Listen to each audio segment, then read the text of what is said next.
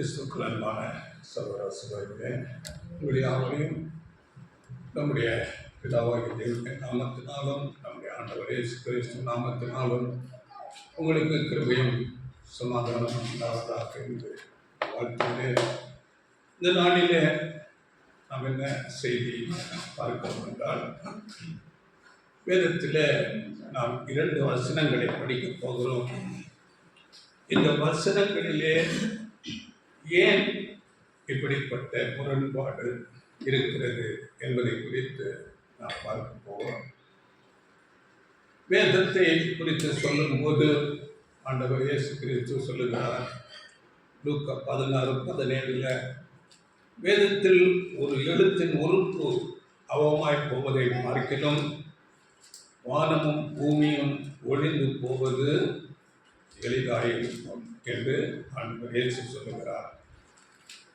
அப்படி இருக்கும்போது வேதத்திலே ஏன் முரண்பட்டதாக சில வசனங்கள் இருக்கிறது என்பதை குறித்து நாம் இந்த நாளிலே ஒரு சின்ன ஆராய்ச்சி செய்து பார்க்கலாம்.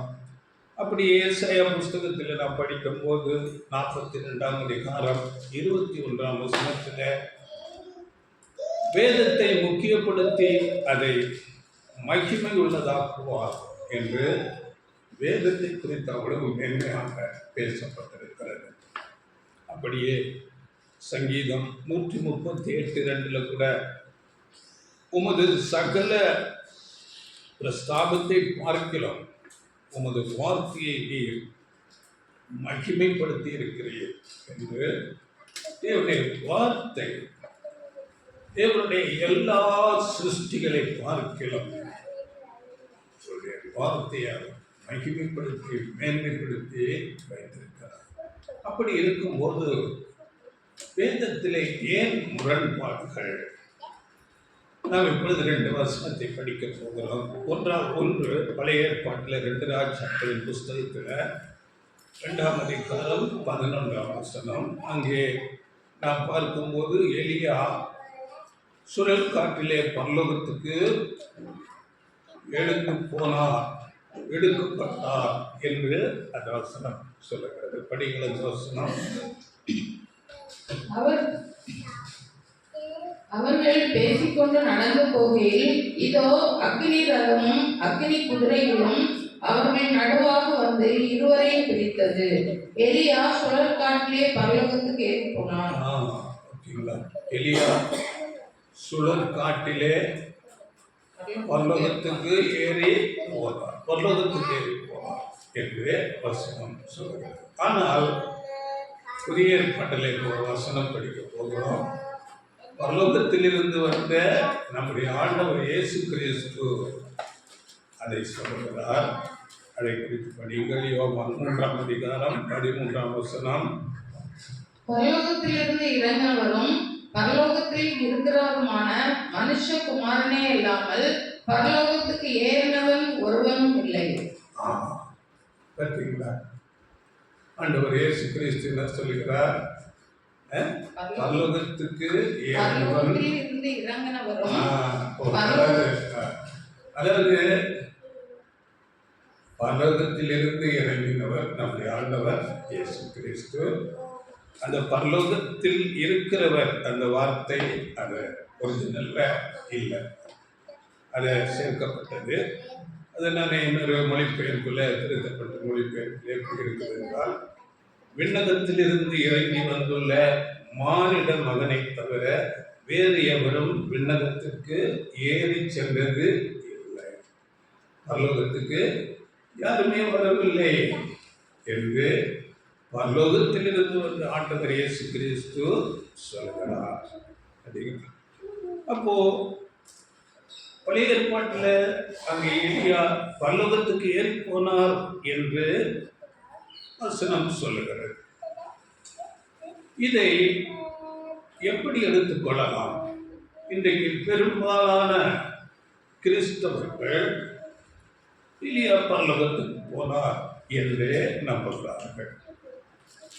அவர் மாத்திரமல்ல, பழைய ஏற்பாட்டில் உள்ள அநேக எல்லா பரிசுத்தவான்கள், தீர்க்கதரிசிகள், ஆபிரகாம், ஈசாக்கு, யாக்கோபு, எலியா, எலிசா, எல்லா தீர்க்கதரிசிகள், தாவீது முதற்கொண்டு எல்லாரும் பரலோகத்தில் இருக்கிறார், அவர்கள் எல்லாம் பரலோகத்தில் இருக்கிறார்கள் என்றே நினைத்து கொண்டு இருக்கிறார்கள். இது வேதத்தின்படி சரியா என்று நாம் பார்க்கும்போது, ஆண்டவர் இயேசு சொல்லுகிறாரே, பரலோகத்திலிருந்து இறங்கி வந்த ஆண்டவர், அவர் செல்வது, அவர் சொல்லுகிறது பொய்யாகுமா? ஒருவரும் அங்கே ஏறி வரவில்லை என்று சொல்லுகிறாரே, அவருக்கு கட்டாயம் தெரியும் தானே, ஏனென்றால் அவர் பரலோகத்தில் இருந்து இறங்கி வந்தவர். அப்படி என்றால் எலியா பரலோகத்துக்கு ஏறி போனார் என்று சொல்லப்பட்டிருக்கிறது. இதனுடைய பொருள் என்ன என்று நாம் பார்க்க போன்றோம். இதை நாம் நிதானமாக ஆராய்ந்து பார்க்க வேண்டும். இப்போ நாம் பார்க்கும்போது ஆண்டவர் இயேசு கிறிஸ்து இன்னும் ஒரு வசனத்தில் சொல்லுகிறார், பழைய ஏற்பாட்டு பரிசுத்தவான்களும் சரி, வேறு ஒருவருமே பரலோகத்துக்கு வரவில்லை, நான் வந்து உங்களை என்னிடத்திலே சேர்த்துக் கொள்வேன், பரலோகத்துக்கு அழைத்துக் கொண்டு போவேன் என்று யோவான் 14ஆம் அதிகாரத்தில் அங்கே சீஷர்களோடு ஆண்டவர் இயேசு கிறிஸ்து பேசும்போது, நான் போகிறேன், அந்த வழியை நீங்கள் அறிவீர்கள் என்று சொல்லும்போது தோமா கேட்கிறார், நீர் எங்கே போகிறீர்? நாங்கள் எப்படி வழியை அதை அறிவோம், எங்களுக்கு தெரியாதே என்று சொல்லும்போது அந்த 6ஆம் வசனம் அதற்கு இயேசு, நானே வழியும் சத்தியமும் ஜீவனுமாய் இருக்கிறேன், என்னாலே இல்லாமல் ஒருவனும் பிதாவினிடத்தில் வரான். என்னால் இல்லாமல் ஒருவனும் பிதாவினிடத்தில் பரலோகத்துக்கு வரான். நானே வழி, நானே சத்தியம், நானே ஜீவன் என்று தெளிவாக இன்னும் கூட சொல்லிவிட்டார். அதாவது எப்படி என்றால், ஆண்டவர் இயேசு கிறிஸ்து இந்த பூமிக்கு வந்து தான் பரலோகத்துக்கு போகிற வழியே திறக்கிறார். வழியை திறந்து அந்த வழியிலே அவர் முதலாவது நடந்து நமக்கு ஒரு மாதிரியாக காண்பிக்கிறார். மத்தேயு 7:14 நாம் படிக்கும்போது, ஜீவனுக்கு போகிற வாசல் இடுக்கமும் வழி நெருக்கமாயிருக்கிறது, அதை கண்டுபிடிக்கிறவர்களே சிலர். இப்போ அநேகரால் அந்த ஜீவனுக்கு போகிற வழியை கண்டுபிடிக்கவே முடியாது என்று வசனம் சொல்கிறது. அப்படி என்றால் எப்படி இவர்கள் பரலோகத்துக்கு போக முடியும்? எப்படி அந்த வழியில் நடக்க முடியும்? இப்பொழுது நாம் இன்னொரு வசனம் பழைய ஏற்பாட்டில் ரொம்பவும் பிரபலமாக என் இருதயத்துக்கு ஏற்றவன் என்று சொல்லப்பட்ட தாவீது. தாவீது குறித்து வேதத்தில் அநேக வசனங்கள் தாவீதை குறித்து பேசப்பட்டிருக்கிறது. தாவீதின் கோத்திரத்திலே ஆண்டவர் இயேசு கிறிஸ்து பிறந்து வருகிறார். தாவீது அவ்வளவு ஒரு முக்கியமான ஒரு பர்சனாக பழைய ஏற்பாட்டில் இருக்கிறார். அந்த தாவீது பரலோகத்துக்கு ஏறி போகவில்லை என்பது தெளிவாக வசனம் நமக்கு சொல்லுகிறது. படிங்கள், அப்போஸ்தலர் 2ஆம் அதிகாரம் 34ஆம் வசனம். தாவீது பரலோகத்துக்கு எழுந்து போகவில்லையே, நான் உடைய சத்துருக்களை உமக்கு பாதப்படியாக்கி போகும் வரைக்கும். தாவீது பரலோகத்துக்கு எழுந்து போகவில்லையே, தெளிவாக சொல்லப்பட்டது. அப்படியே 29ஆம் வசனம் படிப்பார். அதுலயே, சகோதரரே, கோத்திர தலைவனாகிய தாவீதை குறித்து நான் உங்களுடனே தைரியமாய் பேசுகிறதற்கு இடம் கொடுங்கள். அவன் மரணமடைந்து அடக்கம் பண்ணப்பட்டான், அவனுடைய கல்லறை இந்நாள் வரைக்கும் நம்மிடத்தில் இருக்கிறது. இந்நாள் அவரை தள்ளவே இல்லை. தாவீது பரலோகத்துக்கு ஏறி போகவில்லை. இப்படி நாம் பார்க்கும்போது பாட்டு சுத்தவர்கள் பரலோகத்துக்கு போகவில்லை. இன்னும் கூட எபிரேயர் 11ஆம் அதிகாரத்தில் பழைய ஏற்பாட்டில் உள்ள அநேக பரிசுத்தவர்களை குறித்து அங்கே பேசிக்கொண்டு அங்கே கடைசியாக 39-40 வசனத்தில் சொல்லும்போது அவர்கள் நம்மை அல்லாமல் பூரணராகாதபடிக்கு நம்மை அல்லாமல் என்று சொல்லும்போது அப்போஸ்தலர் பவுல் அங்கே பேசுகிறார், எழுதுகிறார்.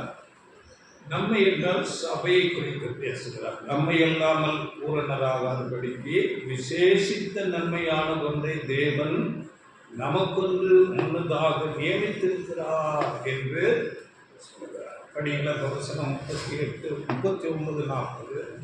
இவர்கள் எல்லாரும் விசுவாசத்தினாலே நற்சாட்சி பெற்றும் வாக்குத்தத்தம் பண்ணப்பட்டதை அடையாமல் போனார்கள். அவர்கள் நம்மை இல்லாமல் பூரணர் ஆகாதபடிக்கு விசேஷித்த நன்மையானதொன்றை தேவன் நமக்கென்று முன்னதாக நியமித்திருந்தார். அவர்கள் அந்த ஓடினார்கள். நல்ல விசுவாசம் அவர்களிடத்தில் இருந்தது. நற்சாட்சி பெற்றார்கள் அங்கே.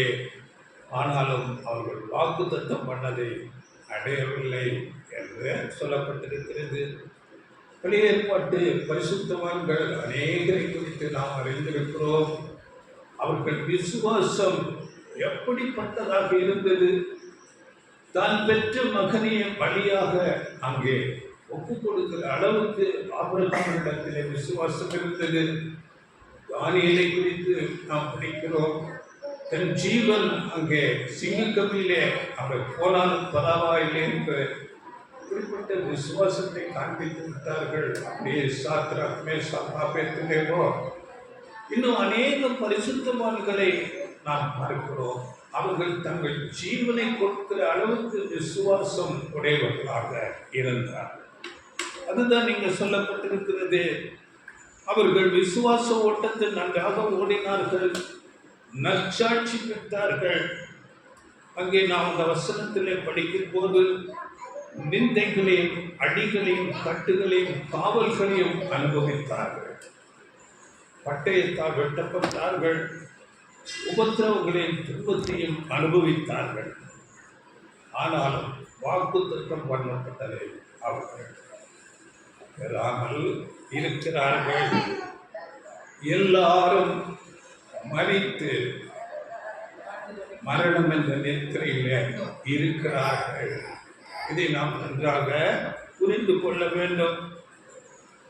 எல்லா பரிசுத்தவான்கள், பழைய ஏற்பாட்டில் எல்லா பரிசுத்தவான்கள் மரண நித்திரையில இருக்கிறார்கள். மனுஷரிலிருந்து பரலோகத்துக்கு மரித்து உயிர்த்தெழுந்து போன ஒரே மனுஷர் ஆண்டவர் இயேசு கிறிஸ்து.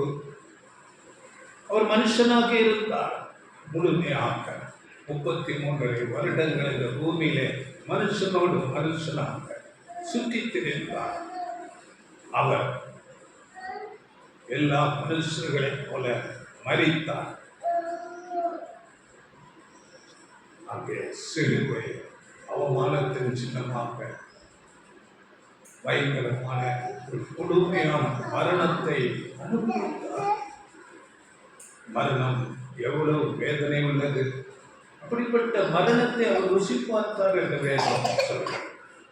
அப்படிப்பட்ட ஆண்டவர் இயேசு கிறிஸ்து மரித்து 3ஆம் நாள் உயிர்த்தெழுந்து பரலோகத்துக்கு போனார்.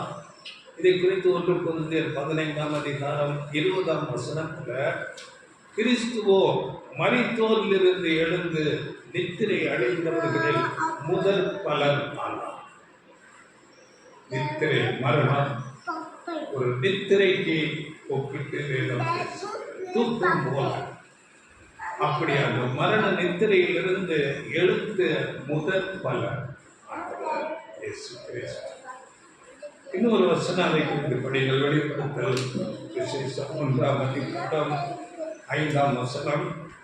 வெளிப்படுத்தல் 1:5.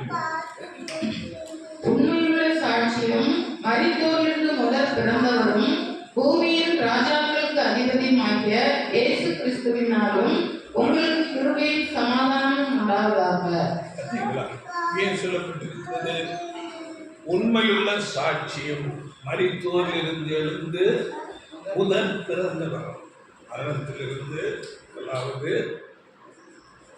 உயிர் திறந்தவர் ஆண்டவர் இயேசு கிறிஸ்து. சிலர் சொல்லலாம், எலியா மரணமே அடையவில்லையே, மரிக்காமலே அப்படியே பல்லவத்துக்கு போனார் என்று தானே இருக்கிறது என்று கூட சொல்லலாம். ஆனால் அப்போஸ்தலர் பவுல் மூலம் 1 கொரிந்தியர் 15ஆம் அதிகாரம் 50ஆம் வசனத்தில் இரத்த மாம்சம் தேவனுடைய ராஜ்யத்தை சுதந்திரிக்க மாட்டாது, அழிவுள்ளது அழிவில்லாமை சுதந்திரிக்க மாட்டாது என்று தெளிவாக அங்கே பேசப்பட்டிருக்கிறது. இதை குறித்து இன்னும் நாம் தெளிவாக பார்க்க போகிறோம். அப்படி நாம் பார்க்கும்போது மனித நிலையிலிருந்து மரித்து உயிர் தெளிந்து பரலோகத்துக்கு ஏறிக்கொண்டவர் நம்முடைய ஆண்டவர் இயேசு கிறிஸ்து மாத்திரமே. இதற்கு அடுத்ததாக இயேசு கிறிஸ்துவுக்கு பிறகாக பரலோகத்துக்கு போகிற வகுப்பார் சபை வகுப்பார். இதை குறித்து கூட ஒரு வசனம் படிங்கள். வெளிப்படுத்தல் 20ஆம் அதிகாரம் 6ஆம் வசனம். முதலாம் உயிர்த்தெழுதலுக்கு பங்குள்ளவன் பாக்கியவானும் பரிசுத்தவானுமாய் இருக்கிறான். இவர்கள் மேல் இரண்டாம் மரணத்துக்கு அதிகாரம் இல்லை.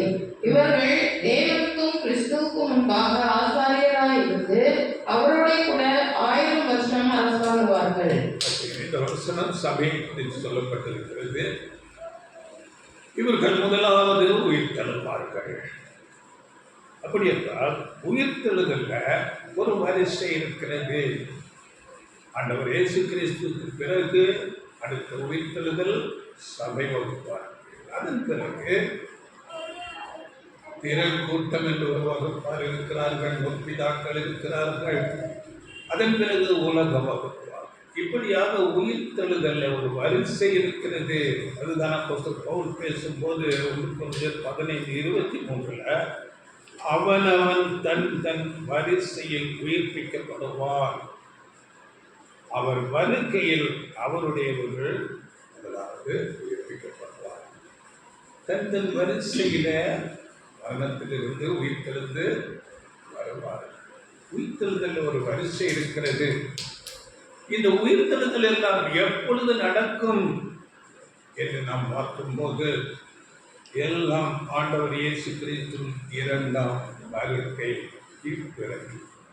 இதை தெளிவாக ஆண்டவர் இயேசு கிறிஸ்து சொல்லுகிறார். யோவான் 14ஆம் அதிகாரம் 3ஆம் வசனம்.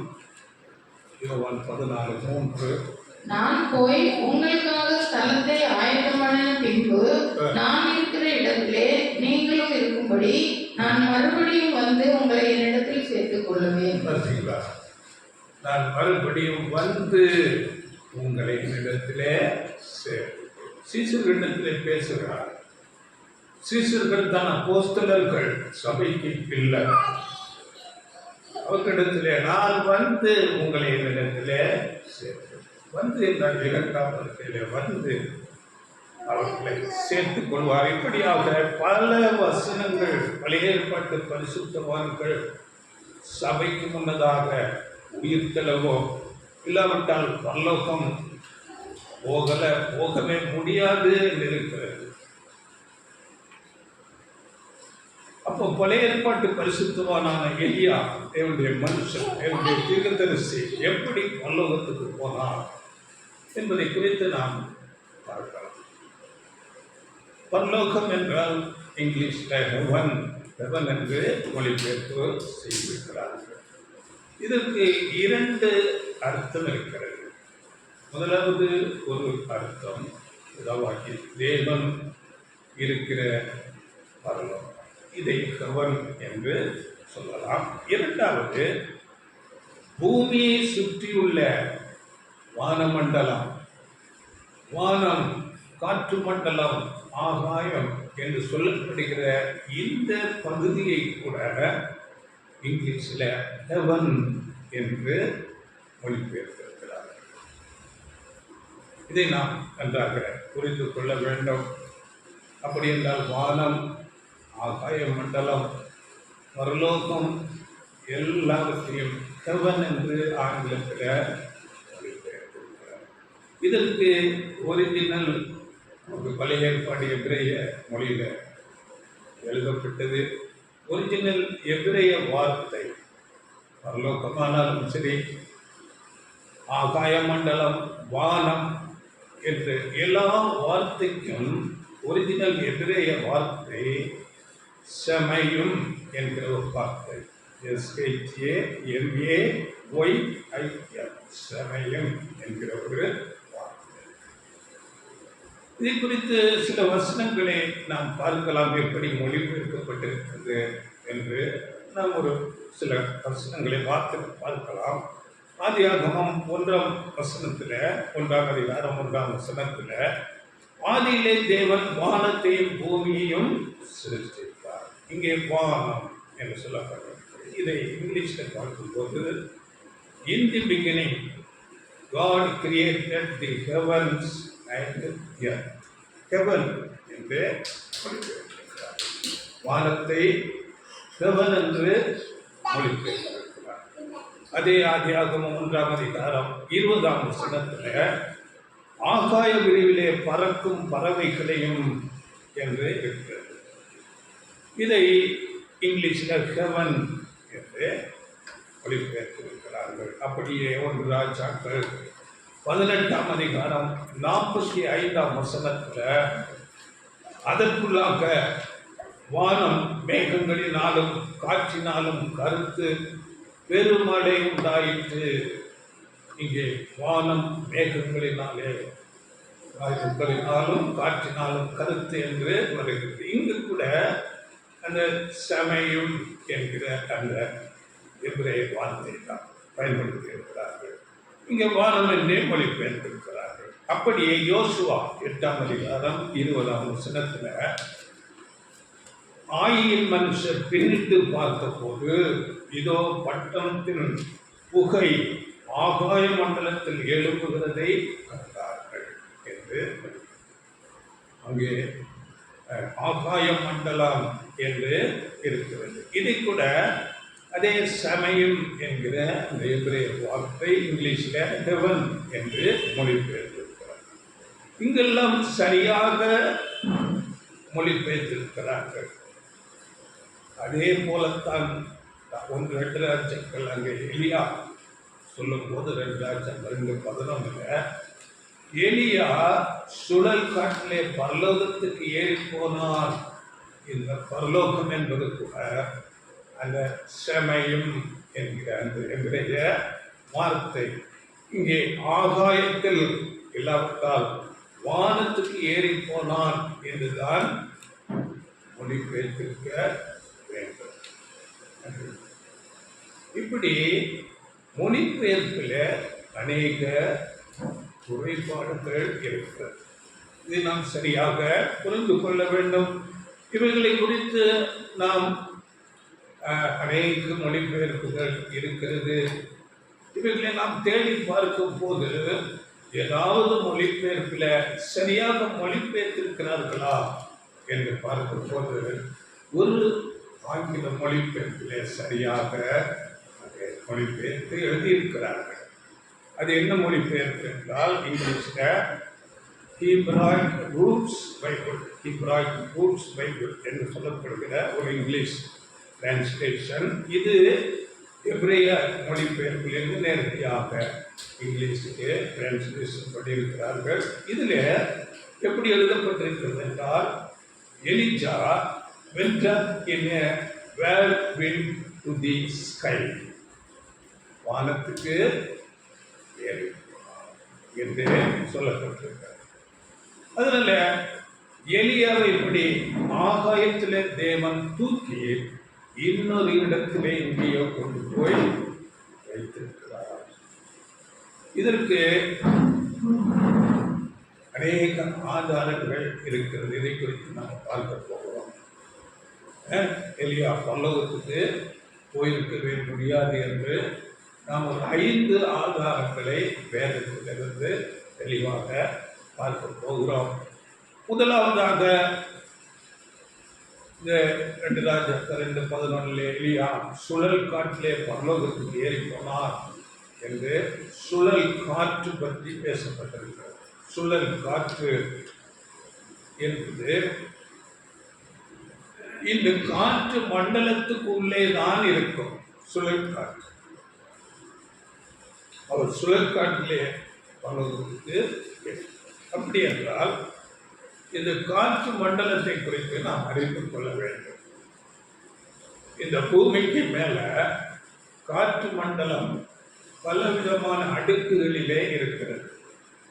அதை குறித்து நாம் கொஞ்சம் ஆராய்ந்து பார்க்கும் போது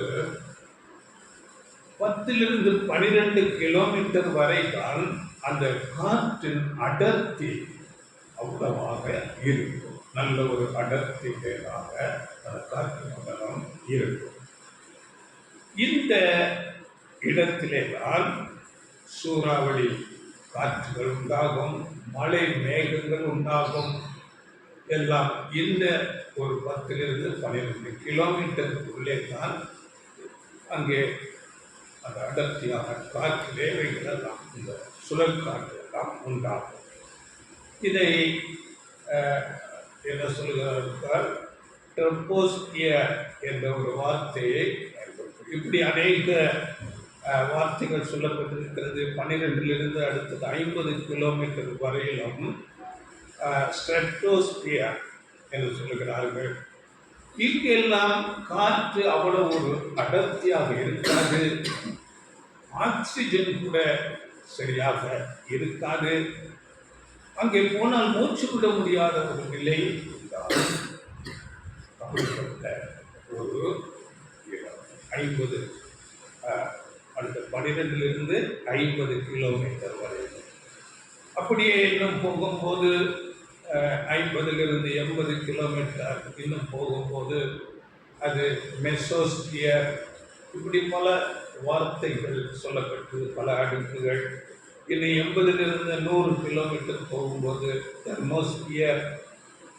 இப்படியாக இந்த 100 கிலோமீட்டருக்கு மேலே அங்கே ஸ்பேஸ், ஆகாயம், வெற்றிடம் சொல்லும்போது அதுதான் அங்கே விண்வெளி என்று சொல்லுகிறார்.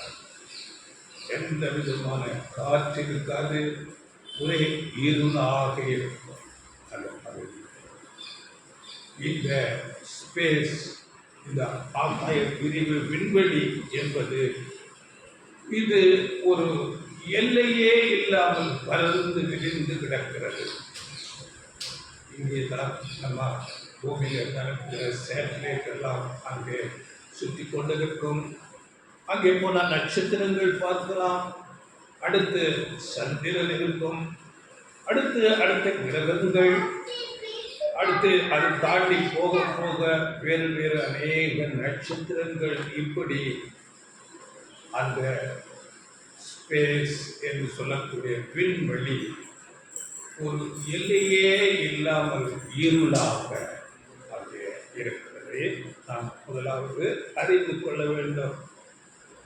சிலர் கிறிஸ்தவர்கள் பேசுவார்கள், 1ஆம் வானம், 2ஆம் வானம், 3ஆம் வானம், மத்திய ஆகாயம், இப்படியெல்லாம் பேசிக்கொண்டிருக்கு. அப்படியெல்லாம் கேட்கவும் இல்லை. இந்த காற்று மண்டலத்தின் ஒரு அடர்த்தி, அதை வைத்து இவர்கள் முடியாக பிரித்திருக்கிறார்கள். தெர்மோஸ்பியர், ஸ்ட்ரெட்டோஸ்பியர், மெசோஸ்பியர், இப்படி அநேக பிரிவுகள் பிரித்து வைத்திருக்கிறார். அதனால் இதை நாம் முதலாவது உணர்ந்து கொள்ள வேண்டும். முதலாவது அந்த சுழல் காற்று அந்த 10 to 12 கிலோமீட்டருக்கு உள்ளே தான் இருக்க முடியும். அப்படி என்றால் இந்த மனுஷன் எலியா தீர்க்கதரிசி எப்படி பரலோகம் வரையிலும் ஏறி போயிருக்க முடியும்? இதை நாம் உணர்ந்து கொள்ள வேண்டும். இங்கே நாம் அடுத்ததாக பார்க்கும் போது இரண்டாவது ஒரு ஆதாரம், எலியா பரலோகத்துக்கு போயிருக்கவே முடியாது என்பதற்கு அப்போஸ்தலர் 4ஆம் அதிகாரம் 12ஆம் வசனம் அங்கே படிக்கும் போது படிங்கள்.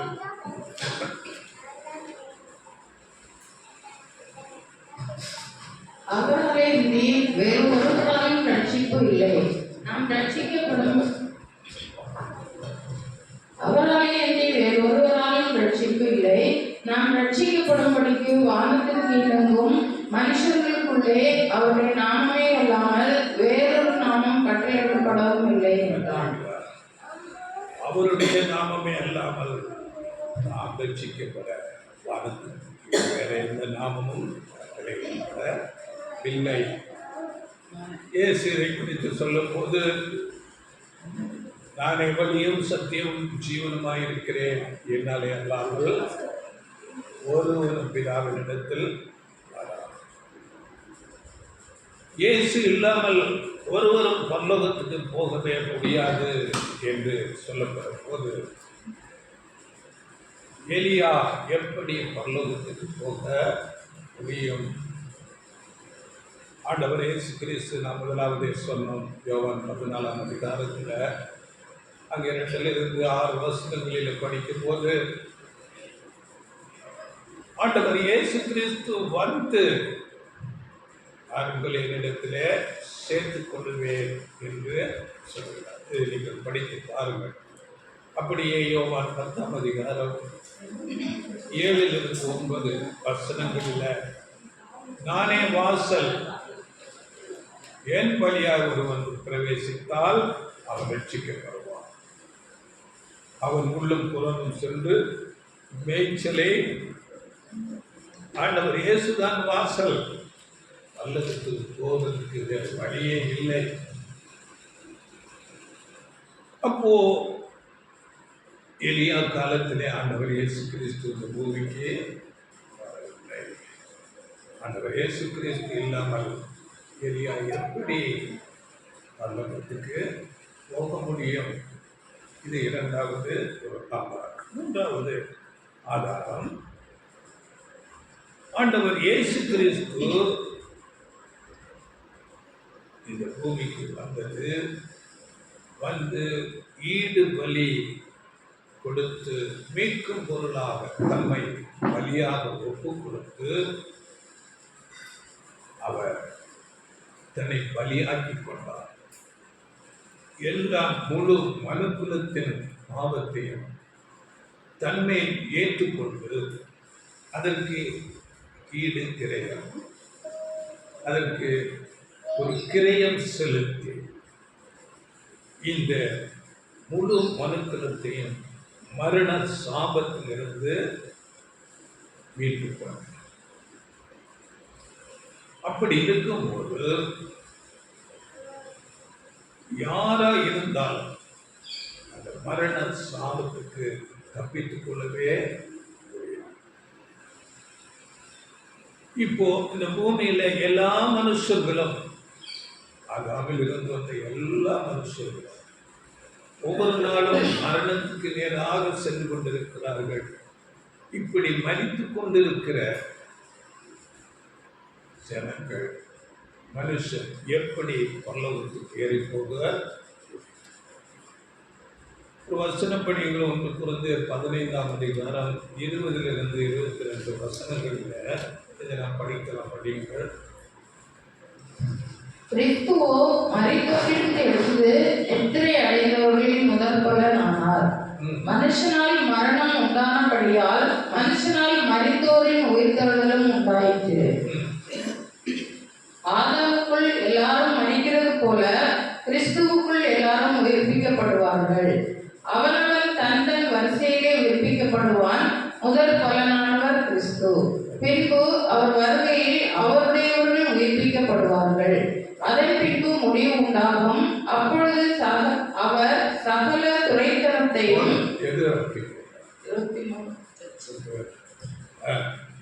கிறிஸ்து வந்துதான் மரணத்திலிருந்து மீட்டுக் கொள்கிறார் முழு மனுக்குலத்தை. அப்போ அந்த காலத்திலே, எலியாவின் காலத்திலே ஆண்டவர் இயேசு கிறிஸ்து ஈடுபலி கொடுக்கவில்லை. எலியா கூட மரண சாபத்திலிருந்து விடுபடுவதற்கு வழியே இல்லை. அதனால் எலியா எப்படி பரலோகம் போக முடியும்? 1 யோவான் 4ஆம் அதிகாரம் 9-10 வசனங்களை கூட படியுங்கள். அங்கே ஆண்டவர் இயேசு கிறிஸ்து மூலம்தான் நாம் பிழைக்க வேண்டும் என்று நாம் படிக்கிறபடி 1 யோவான் 4:9-10. தம்முடைய ஒரே பேரான குமாரனாலே நாம் பிழைக்கும்படிக்கு தேவன் அவரை இவ்வுலகத்திலே அனுப்பினதினால் தேவன் நம்மேல் வைத்த அன்பு வெளிப்பட்டது. நாம் அவரிடத்தில் அன்பு கூர்ந்ததினால் அல்ல, அவர் நம்மிடத்தில் அன்பு கூர்ந்து நம்முடைய பாவங்களை நிவர்த்தி செய்கிற கிருபாதார பலியாக தம்முடைய குமாரனை அனுப்பினதினாலே அன்பு உண்டாயிருக்கிறது. குமாரன் மூலமாத்தான் நம்ம மனுக்குலமே பிழைக்கிறோம்.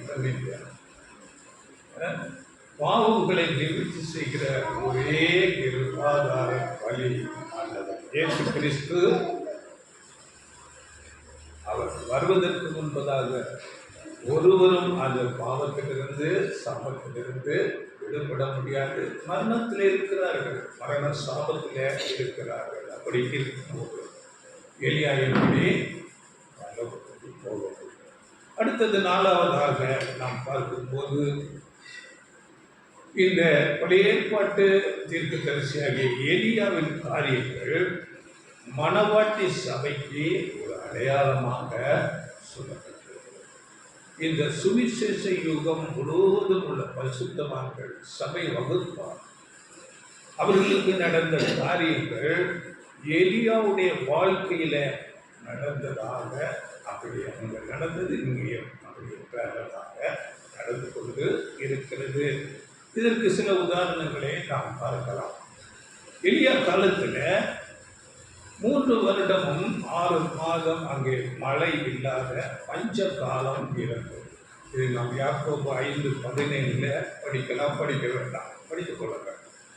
3 வருடம் 6 மாதம் 3.5 வருடங்கள் அங்கே பஞ்ச காலம் இருந்தது. இது நம்ம 3 வருடம் 6 மாதம் என்றால் அது எவ்வளவு என்று நாம் உணர்ந்து கொள்ள வேண்டும். ஏனென்றால் இதை குறித்து அநேக இடங்களிலே பேசப்பட்டிருக்கிறது. இஸ்ரேல் ஜனங்களுக்கு ஒரு மாதம் என்பது 30 நாட்கள், ஒரு வருடம் என்பது அவர்களுக்கு சரியாக 360 நாட்கள். நமக்கு அப்படி எல்லாம் 365, 65 காலங்களெல்லாம் சொல்கிறார்கள். அவர்களுக்கு சரியாக 360 நாட்கள் ஒரு வருடம். இதை குறித்து நாம் சில வசனங்கள், நாம் தீர்க்கதரிசன வசனங்களை பார்க்கும்போது அதை புரிந்து கொள்ள வேண்டும், அதற்காக சொல்கிறேன். அதனால இந்த சுவிசேஷ யுக காலத்திலும் அப்படியே ஒரு மழை இல்லாத ஒரு பஞ்ச காலம், ஒரு இருண்ட காலம் இருந்தது. இங்கே சுவிசேஷ யுகத்திலே மழை இல்லாத பஞ்ச காலம் என்று சொல்லும்போது சத்தியம் இல்லாத ஒரு இருண்ட காலம் இருந்தது என்று நாம் புரிந்து கொள்ள வேண்டும்.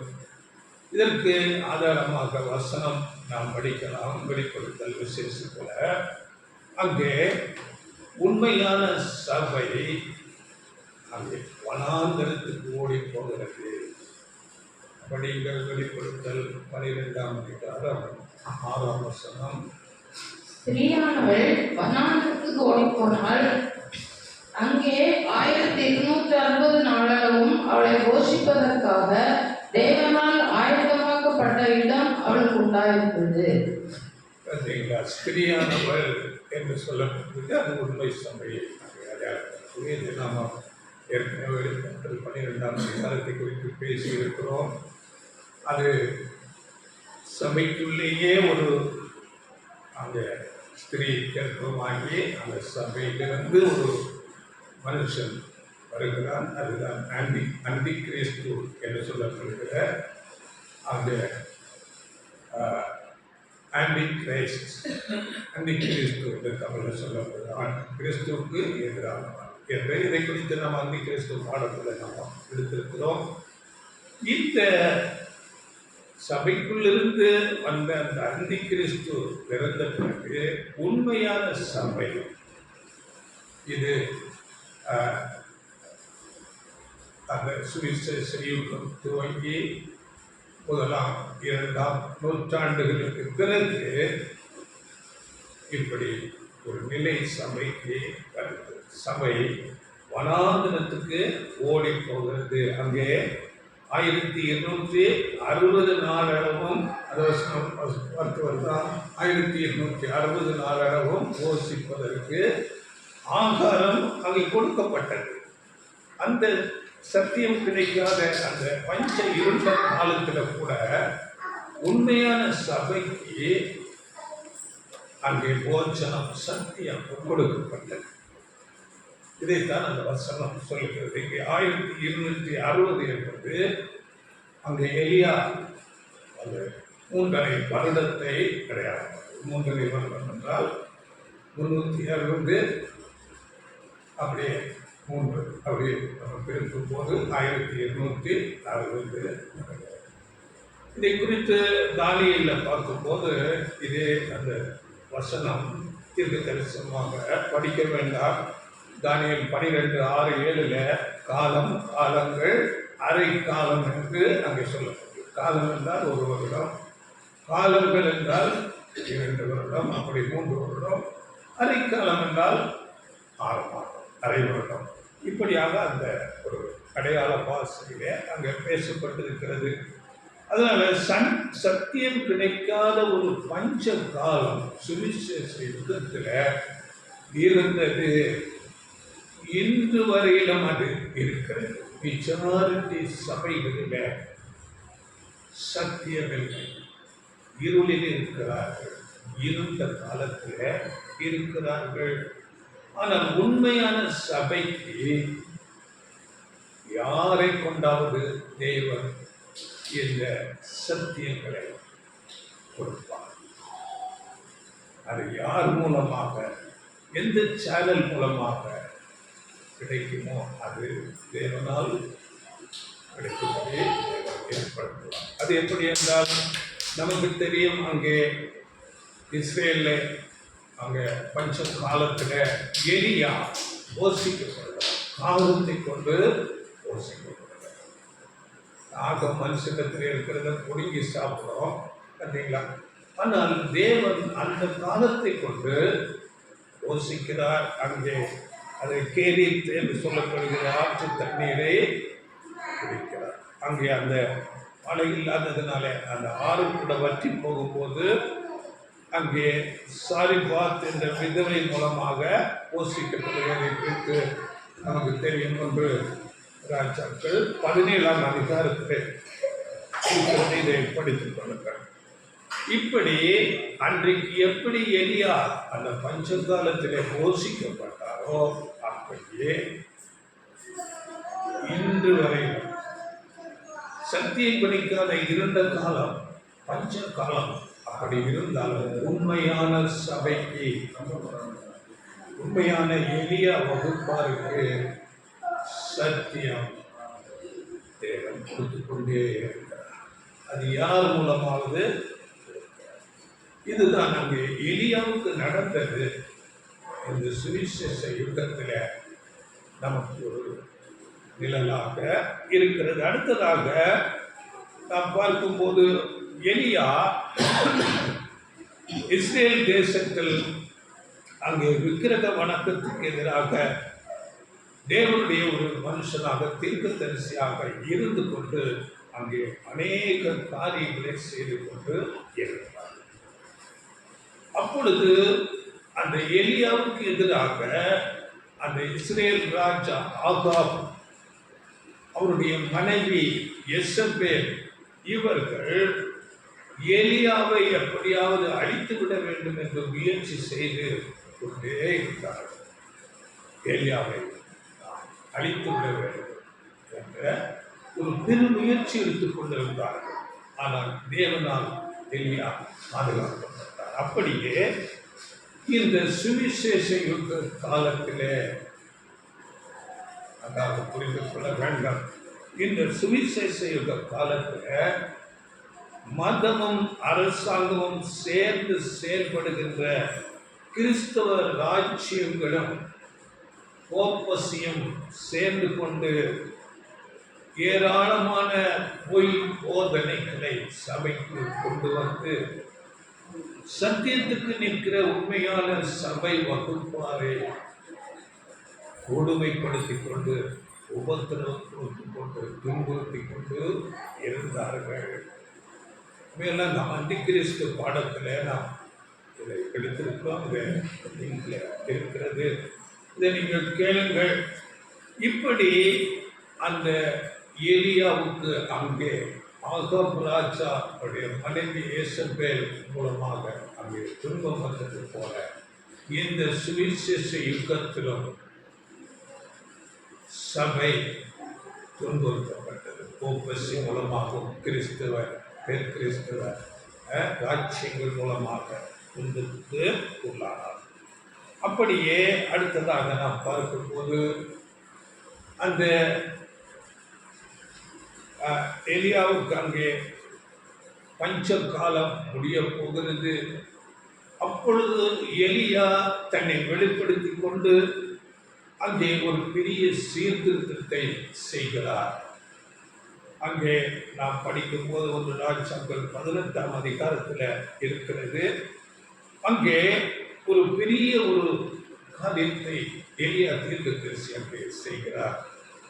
அங்கே பாகால் தீர்க்கதரிசிகள் எல்லாம் கொல்லப்படுகிறார்கள். அங்கே எலியா கொடுத்த பலி தேவனால் அங்கீகரிக்கப்படுகிறது. இவைகளை நீங்கள் படித்துக் கொள்ளுங்கள். உண்மையான தேவன் யார் என்று அங்கே தெளிவாக ஜனங்களுக்கு வெளிப்படுத்தப்படுகிறது. அதன் பிறகு பெரிய மழை அங்கே பெய்கிறது. பஞ்ச காலம் முடிவுக்கு வருகிறது. அதில் 37 40 வசனங்கள் மாற்றி படிங்கள். 1 18 37 கர்த்தாவே, நீர் தேவனாகிய கர்த்தர் என்றும் தேவரீர் தங்கள் இருதயத்தை மறுபடியும் திருப்பினீர் என்றும் இந்த ஜனங்கள் அறியும்படிக்கு என்னை கேட்டருளும் என்றான். அப்பொழுது கர்த்தரிடத்தில் இருந்து அக்கினி இறங்கி அந்த சர்வாக தகன பலியையும் விறகுகளையும் கற்களையும் மண்ணையும் பட்சித்து வாய்க்காலில் இருந்த தண்ணீரையும் நக்கி போட்டது. ஜனங்கள் எல்லாரும் இதை கண்டபோது முகங்குப்புற விழுந்து கர்த்தரே தெய்வம் என்றார்கள்.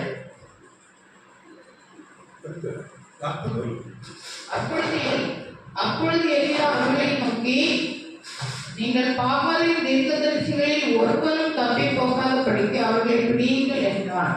அவர்களை பிடித்த போது எலியா அவர்களை கீழே கீசோன் ஆற்றங்கரையிலே கொண்டு போய் அங்கே அவர்களை வெட்டி போட்டான். அங்கே ஒரு பெரிய சீர்திருத்தம் நடக்கிறது. தேவன் உண்மையான தேவன் ஜனங்கள் உணர்ந்து கொள்கிறார்கள். அந்த அதிகாரத்தை நீங்கள் படித்தால் காரியங்கள் நடக்கிறது.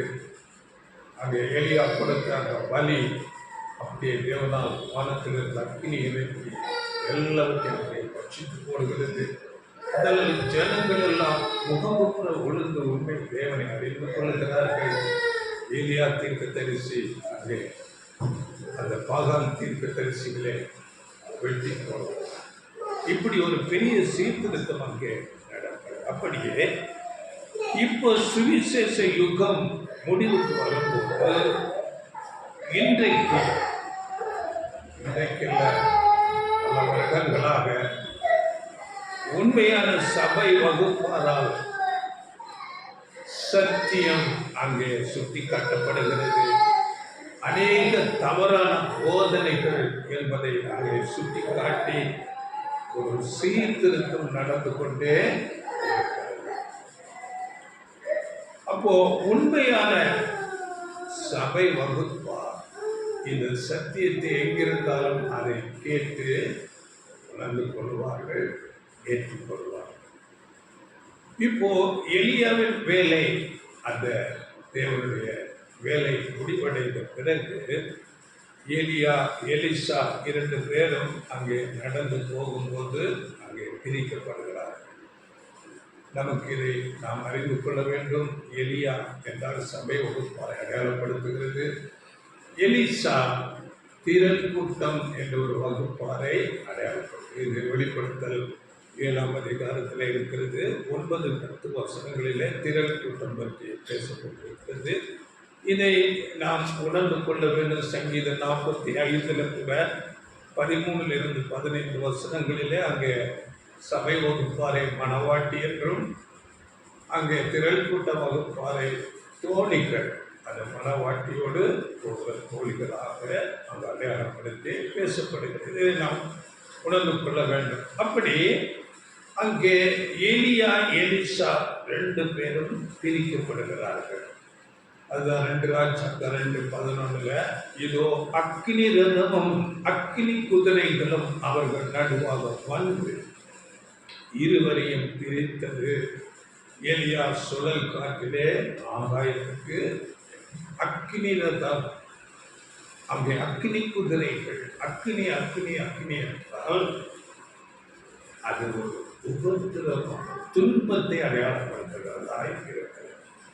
அப்படி என்றால் இந்த சந்தை கடைசி நாட்களிலே எடுத்துக்கொள்ளப்படும் போது பெரிய உபத்திரவங்கள் இருக்கும். இதை குறித்து கூட வசனம் நீங்கள் படித்துக் கொள்ளுங்கள். 1 பேதுரு 4ஆம் அதிகாரம் 12-13 வசனங்களில் உங்கள் நடுவில் பற்றி எரிகிற அக்கினியை குறித்து நீங்கள் ஏதோ புதுமை என்று எண்ணாமல் என்று. அக்கினி என்றால் உபத்திரவம். அப்படியே இந்த சபை வகுப்பாருக்கு முடிவு நாட்களில் இந்த சுவிசேஷ முடிவில் பெரிய உபத்திரவங்கள் உண்டாகும். அநேக பரீட்சைகளும் சோதனைகளும் வருகிறதாக இருக்கும். இதை நாம் நன்றாக மனதிலே வைத்துக் கொள்ள வேண்டும். இப்படி பரிசுத்தவான்களாகிய சபை அந்த எளிய வகுப்பார் அந்த எண்ணிக்கை முடிவடையும் போது இந்த உலகத்துக்கு மகா உபத்திரவம் கொண்டாகும். இந்த உலகம் பெரிய ஒரு அழிவுக்கு யுத்தத்துக்குள்ளே. இதை குறித்து நம்முடைய ஆண்டவர் இயேசு கிறிஸ்து கூட மத்தேயு 24:21 சொல்லியிருக்கிறார். அப்படியே தானியேல் தீர்க்கதரிசி அந்த வசனத்தை படிக்கிறது. தானியேல் 12ஆம் அதிகாரம் 1ஆம் வசனத்தில் அங்கே தீர்க்க தரிசனமாக தானியேல் தீர்க்கதரிசி மூலம் பேசப்படுகிறது. படிக்கிற வசனம் தானியேல் 12:1. உன் ஜனத்தின் புத்திரருக்காக நிற்கிற பெரிய அதிபதியாகிய மிகாவேல் அக்காலத்திலே எழுப்புவான். யாதொரு ஜாதியாரும் தோன்றினது முதல் அக்காலம் மட்டும் உண்டாயிராத ஆபத்து காலம் வரும். அக்காலத்திலே புஸ்தகத்தில் எழுதியிருக்கிறவர்களாக காணப்படுகிற உன் ஜனங்கள் அனைவரும் விடுவிக்கப்படுவார்கள். யாதொரு ஜாதியாரும் தோன்றினது முதல் அக்காலம் மட்டும் உண்டாயிராத ஆபத்து காலம். அக்காலத்திலே புத்தகத்தில் எழுதியிருக்கிறவர்களாக காணப்படுகிறார் உன் ஜனங்கள் அனைவரும் சபை அங்கே விடுவிக்கப்படுவார்கள். இந்த காலத்திலே சபை வகுப்பார் உயிர் தெழுந்து பரலோகம் போவதை தான் அங்கே எலியா வானத்துக்கு ஏறி போகிறதை ஒரு காட்சியாக தேவன் நமக்கு காட்டியிருக்கிறார். எலியா வானத்துக்கு ஏறி போனார் என்றால் இந்த சபை வகுப்பார் பரலோகத்துக்கு எடுத்துக்கொள்ளப்படுவதை அங்கே காட்டியிருக்கிறது. இதை 1 தெசலோனிக்கேயர் 4ஆம் அதிகாரம் 17ஆம் வசனத்தில் கூட படிக்கலாம். 1 தெசலோனிக்கேயர் 4ஆம் அதிகாரம் 17ஆம் வசனம். பின்பு உயிரோடு இருக்கும் நாமும் கர்த்தருக்கு எதிர்கொண்டு போக மேகங்கள் மேல் அவர்களோட கூட ஆகாயத்தில் எடுத்துக் கொள்ளப்பட்டு இவ்விதமாய் எப்பொழுதும் கர்த்தருடனே கூட இருப்போம். எடுத்துக் கொள்ளப்பட்டு விதமாய் கர்த்தருடனே இருப்போம். அப்படி இந்த சபை வகுப்பார் எடுத்துக்கொள்ளப்பட்டு ஆவிக்குரிய ஒரு மகிமையான சரீரத்தில் இருந்து இந்த பூமியில் தேவனுடைய ராஜ்யத்தை ஏற்படுத்தி இந்த பூமியை ஆளுகை செய்வார்கள். வெளிப்படுத்தல் 26 1000 வருஷம் இந்த சபை வகுப்பார் ஆண்டவர் இயேசு கிறிஸ்துவோடு சேர்ந்து இந்த உலகத்திலே ஆளுகை செய்வார்கள் என்று இருக்கிறது. இந்த தேவனுடைய ராஜ்யம் பற்றி நாம் அநேக தலைப்புகளில் பேசியிருக்கிறோம், கேளுங்கள். இந்த தேவனுடைய ராஜ்யத்தில் 2 பகுதி இருக்கிறது, 2 பகுதிகள். ஒன்று ஆவிக்குரிய பகுதி, இன்னொன்று பூமியில லிட்டலாக மனுஷனாக இருந்து ஆளுகை செய்கிற இந்த சபை வகுப்பார் ஆவிக்குரிய சரீரத்தில் மகிமை அடைந்து கண்ணுக்கு தெரியாமல் வானத்தில் புதிய வானம் என்று சொல்லப்படுகிறது. அதுதான் புதிய வானம், புதிய பூமி உண்டாகும் என்று இந்த புதிய வானம் என்று அடையாளப்படுத்துகிறது. இந்த சபை வகுப்பாரை அடையாளப்படுத்துகிறது. அதனால இப்படியாக அவர்கள் வானத்தில் இருந்து ஆளுகை செய்வார்கள். இப்பொழுது இருக்கிற வானமும் பூமியும் அக்கினிக்கு இரையாக வைக்கப்பட்டிருக்கிறது என்றால், இப்பொழுது வானத்தில் யார் இப்படி ஆளுகை செய்கிறார்கள் என்று நாம் பார்க்கும்போது சாத்தானும் விழுந்து போன பாவத்தில் விழுந்த தூதர்களும் ஆளுகை செய்கிறார்கள். இதை நாம் தெளிவாக புரிந்து கொள்ள வேண்டும். இதை பேசிய ஒரு வசனம் மாத்திரம் படிங்கள். 2ஆம் அதிகாரம் 2ஆம் வசனம் பேசிய அவைகளில் நீங்கள் முற்காலத்திலே இவ்வுலக வழக்கத்திற்கு ஏற்றபடியாகவும் கீழ்ப்படியாமையின் பிள்ளைகளிடத்தில் இப்பொழுது கிரியை செய்கிற ஆகாயத்து அதிகார பிரபுவாகிய ஆவிக்கு ஏற்றபடியாகவும் நடந்து கொண்டீர்கள். கீழ்ப்படியாமையின் பிள்ளைகளிடத்தில் இப்பொழுது கிரியை செய்கிற ஆகாயத்து அதிகார பிரபு. இப்பொழுது அப்படி சாத்தானும் விழுந்து போன தூதர்களும் இந்த தேவனுக்கு பிரியமில்லாத கீழ்ப்படியாத ஜனங்களுடைய இறுதியிலே கிரியை செய்து கொண்டு தீமையான காரியங்களை செய்து கொண்டு அநேக இதற்கெல்லாம் காரணம் இந்த இப்பொழுது இருக்கிற வானம் என்று சொல்லப்படுகிற சாத்தானும் அவருடைய தூதர்கள். இதை குறித்து இன்னும் தெளிவாக நீங்கள் அறிந்து கொள்ள வேண்டும் என்றால் சில வசனங்களை படித்துக் கொள்ளுங்கள். பவுல் 2 கொரிந்தியர் 4:4 ஐப்பிரபஞ்சத்தின் தேவன் அவர்கள் மனதை உருடாக்கினான் என்று சொல்லப்பட்டது. சத்தியம் அறியக்கூடாதபடிக்கு மனங்களை உருடாக்கி வைத்திருக்கிறது கூட சாத்தான். அப்படியே யூதாஸ் பற்றி படிக்கும் போது கூட இதை நீங்கள் படித்துக் கொள்ளுங்கள். யோவான் 13ஆம் அதிகாரத்தில் 2ஆம் வசனத்தில் அங்கே ஆண்டவர் இயேசுவை காட்டிக் கொடுக்கும்படியாக அவருடைய இருதயம் தூண்டப்படுகிறது, சாத்தானால் தூண்டப்படுகிறது. அதன் பிறகு அந்த யோவான் 13:27 சாத்தான் அவனுக்குள் புகுந்தான் என்று சொல்லப்பட்டது. அப்போ சாத்தானுடைய ஆளுகைக்குள்ள ஒரு மனுஷன் போகும்போது அங்கே தேவனுக்கு பிரியமில்லாத அநேக தீமையான காரியங்களை செய்வார்கள். இதை நாம் புரிந்து கொள்வோம். அதுதான் இப்பொழுது இருக்கிற வானம். அப்படியே இப்பொழுது இருக்கிற பூமி எல்லாம் அக்கினியாக அழிக்கப்படும். புதிய பூமி உண்டாகும். புதிய பூமி என்றால் இந்த பூமியில புதிய ஆட்சி உண்டாகும். முற்பிதாக்கள் எல்லாரும் உயிர் தெளிந்து வந்து இந்த உலகத்தை நீதியாக ஆளுகை செய்வார்கள். லிட்டரலாக மனுஷர்களாக எழுந்து வருவார்கள். தாவீது எழுந்து வருவார், அங்கே தானியேல் வருவார், யோசேப்பு வருவார், மோசே வருவார்.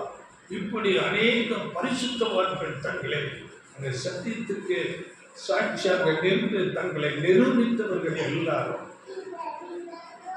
உண்மையை அங்கே காட்டி வெளிப்படுத்தி உண்மைக்காக நின்ற எல்லா பரிசுத்தவான்கள் உயிர்த்தெழுந்து வந்து இந்த பூமியிலே நீதியாக ஆளுகை செய்வார்கள்.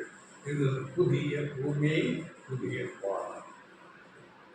இது குறித்த வசனங்கள் இருக்கிறது, நீங்கள் படித்துக் கொள்ளுங்கள். ஏசாயா 1ஆம் அதிகாரம் 26ஆம் வசனம், அப்படியே சங்கீதம் 45:16 கூட இந்த காரியங்கள் குறித்து சொல்லப்பட்டிருக்கு. ஏதாவது வசனம் எடுத்தீங்களா? படிக்கிற வசனம் 26:1-26. உன் நியாயாதிபதிகளை முன்னிருந்தது போலவும் உன் ஆலோசனைக்காரரை ஆதியில் இருந்தது போலவும் திரும்ப கட்டளையிடுவேன். திரும்ப கட்டளையிடுவேன். அப்படியாக எல்லாம் உயிர்ப்பித்துக் கொண்டு போகிற நீதியான ஒரு ஆட்சி வருவார். இதுதான் என்னுடைய ராஜ்யத்தில் இருக்கிற 2 பகுதியை போன்ற புதிய வானம் என்று சொல்லப்படுகிற அந்த பகுதியில ஆண்டவர் இயேசு கிறிஸ்துவோடு சபையோடு ஆளுகை செய்வார்கள். கீழே பூமி, புதிய பூமி என்று சொல்லப்படும் போது இந்த முக்திதார்கள். ஆனால் இன்றைக்கு சாத்தான் தீமையான அமைப்புகளை வைத்துக் கொண்டு தீமையான ஜனங்கள் மூலமாக இந்த உலகத்தில் ஆளுகை செய்து இருக்கிறார்கள். அதனால் அநேக தீமைகள், யுத்தங்கள், கலவரங்கள், குழப்பங்கள், பிரச்சனைகள் இப்படியாக இந்த உலகம் இந்த நாளிலே இருக்கிறது. இப்படி தேவன் ஒரு டைப், ஆன்டி டைப் என்று ஏற்படுத்தி நமக்கு சுட்டி காட்டி நமக்கு விளக்கப்படுத்துகிறதாக இருக்கிறது. அதனால பழைய ஏற்பாட்டில் நடந்த காரியங்கள் அங்கே எலியாவுக்கு நடந்தது, புதிய ஏற்பாட்டில் உள்ள சபை வகுப்பாளர்களாக இருக்கிறது.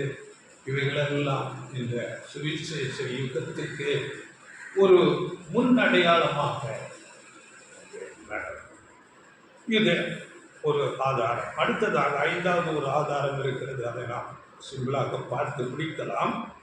எலியா இஸ்ரேலிலே அங்கே ஆகாப் ராஜா காலத்திலே தேவனுடைய ஊழியக்காரராக தீர்க்கதரிசியாக இருந்து ஊழியம் செய்கிறார்.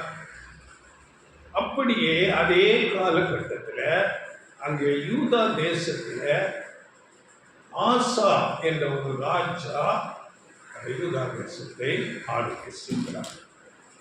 அதன் பிறகு இந்த ஆசாத்துக்கு பிறகு அவருடைய மகன் யோசபாத் ராஜா வருகிறார். இது எலியாவின் காலம். இங்கே இஸ்ரேலில் அந்த ஆகாப் ராஜா அவர்கள் காலத்தோட முடிவுக்கு வருகிறது. ஆகாப் ராஜாவாக இருக்கும்போது தான் அவர் பரலோகத்துக்கு அந்த வானத்துக்கு எடுத்துக்கொள்ளப்படுகிறார். இங்கே யூதா தேசத்தில் ஆசா ராஜா அந்த நேரத்தில் இருக்கிறார். அதன் பிறகு அவருடைய மகன் யோசபாத் ராஜாவாக வருகிறார். யோசபாத்துக்கு பிறகு அவருடைய மகன் யோராம் ராஜாவாக வருகிறார். இவர்களை நீங்கள் படித்துக் கொள்ளுங்கள். 2 நாளாகவும் 16, 17, 21 அதிகாரங்களிலே இருக்கிறது. இந்த யோராம் ராஜா தேவனுக்கு பயப்படாதவனும் தேவனுக்கு விரோதமாக அநேக தீமையான காரியங்களை செய்யும் போது அங்கே எலியாவினிடத்திலிருந்து ஒரு நிருபம் வருகிறது. அப்படிங்களா? இவ்வளோ ஆச்சரியப்படுகிறார். அந்த வசனம் 2 நாளாகமும் 21 அதிகாரம் 12 15 வசனங்கள். 2 நாளாகமும் 21 12 15. அப்பொழுது தீர்க்கதரிசியாகிய எலியா எழுதின ஒரு நிருபம் அவனிடத்திற்கு வந்தது. அதில் உம்முடைய தகப்பனான தாவீதின் தேவனாகிய கர்த்தர் உரைக்கிறது என்னவென்றால், நீ உன் தகப்பனாகிய யோசபாத்தின் வழிகளிலும் யூதாவின் ராஜாவாகிய ஆசாவின் வழிகளிலும் நடவாமல் இஸ்ரவேல் ராஜாக்களின் வழியிலே நடந்து ஆகாபுடைய குடும்பத்தின் சோர மார்க்கத்திற்கு ஒத்தபடியே யூதாவையும் எருசலேமின் கொடிகளையும் சோரம்போக பண்ணி உன்னை பார்க்கிலும் நல்லவர்களாயிருந்த உன் தகப்பன் வீட்டாரான உன் சகோதரரையும் கொன்று போட்டபடியினால் இதோ கர்த்தர் உன் ஜனத்தையும் உன் பிள்ளைகளையும் உன் மனைவிகளையும் உனக்கு உண்டான எல்லாவற்றையும் மகா வாதையாக வாதிப்பார். நீயோ உனக்கு உண்டாகும் குடல் நோயினால் உன் குடல்கள் நாளுக்கு நாள் இற்று விழுமட்டும் கொடிய வியாதியினால் பாதிக்கப்படுவாய் என்று எழுதியிருந்தது. ஒரு நிருபம் எலியாவினால் இந்த ராஜாவுக்கு அப்படி என்றால் இது அடுத்த வசனங்களில் நீங்கள் படிக்க தெரியும். அப்படியே நடக்கிறது. இந்த ராஜா பெரிய குடல் வியாதி பற்றி அங்கே படித்து போகிறார். ஜனங்களுக்கெல்லாம் அப்படியாக வருகிறார். இதை நாம் பார்க்கும் போது பாருங்கள், இந்த எலியா அங்கே ஆகாப் ராஜா காலத்தில் இருந்தவர் இங்கே யூதா தேசத்தில் 2 ராஜாக்கள் கடந்து வரும்போது அங்கே விருப்பப்படுகிறார். இதை நாம் பார்க்கும்போது எலியா அவர் வானத்துக்கு எடுத்துக்கொள்ளப்பட்டு வேறு எங்கேயோ ஒரு இடத்துல தேவன் மறைவாக அவரை வைத்திருக்கிறார். இது எப்படி என்று நாம் பார்க்கும்போது புதிய ஏற்பாட்டில் கூட இப்படிப்பட்ட ஒரு சம்பவம் நடக்கும். இதை நாம் உணர்ந்து கொள்ளும்படியாக நீங்கள் படித்துக் கொள்ளுங்கள். அப்போஸ்தலர் 8ஆம் அதிகாரத்தில் அங்கே எத்தியோப்பியா மந்திரி ஒருத்தர் அங்கே ஏசாயா புஸ்தகத்தை படித்துக் கொண்டு ரதத்தில் போகிறார். அந்த ரதத்தை பின்தொடர்ந்து போகும்படி பிலிப்பு என்ற தேவனுடைய மனுஷனுக்கு அங்கே சொல்லப்படுகிறது. பரிசுத்த ஆவியினாலே அவர் ஓடி போய் அங்கே அந்த தீர்க்க தரிசனங்களை விளக்கி ஆண்டவர் இயேசு கிறிஸ்துவை பற்றி சொல்லி அவர் அதை ஏற்றுக்கொள்ளும் போது, நான் இப்பொழுது ஞானஸ்நானம் எடுத்துக்கொள்ள தடையே இல்லை என்று கேட்கும்போது அங்கே தடை இல்லை என்று சொல்லி அந்த பிலிப்பு என்ற தேவனுடைய மனுஷன் அந்த எத்தியோப்பியா மந்திரிக்கு ஞானஸ்நானம் கொடுத்து கரையேறும் போது அந்த பிலிப்பு பரிசுத்த ஆவியானவரால் பரிசுத்த ஆவியின் வல்லமையினால் அங்கு எடுத்துக்கொள்ளப்பட்டு இன்னொரு இடத்துக்கு, இதை நீங்கள் ஒரு வருஷம் மாத்திரம் படிங்கள். 39-40 அப்போஸ்தலர் 8.